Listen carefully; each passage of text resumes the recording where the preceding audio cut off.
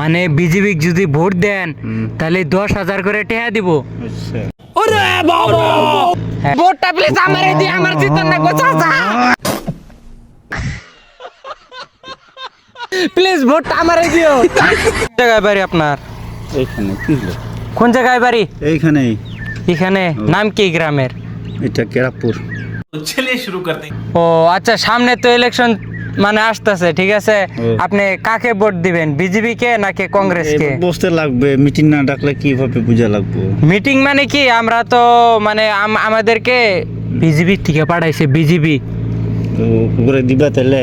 মানে বিজেপি যদি ভোট দেন তাহলে 10,000 করে টাকা দিব। আচ্ছা, ওরে বাবা, হ্যাঁ, তাহলে কংগ্রেস রে ভোট দিবেন না বিজেপি?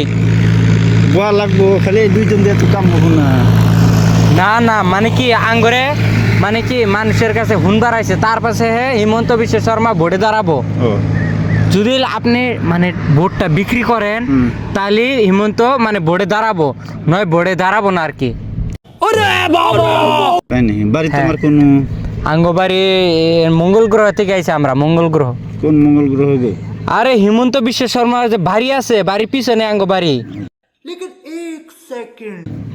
তো পাঠাইছে, এখন যদি ভোট বেছো তাহলে মানে তুমি আর আমি জানবো, আর কেউ জানবো না। না, ওটা পরে হবো, এখন না, হ্যাঁ? এখন না। তাহলে এখন বেচবা না? এখন না, এখন এখন কথা কমু না এখন। না না, ইয়া হনি টেহা দিমু, অসুবিধা না, ইয়া হনি দিমু। পরে না, এই যে রাস্তা তো ধরো বিজেপি বানাইলো, বানা তাহলে এখন ভোটটা কারে দেওয়া লাগে?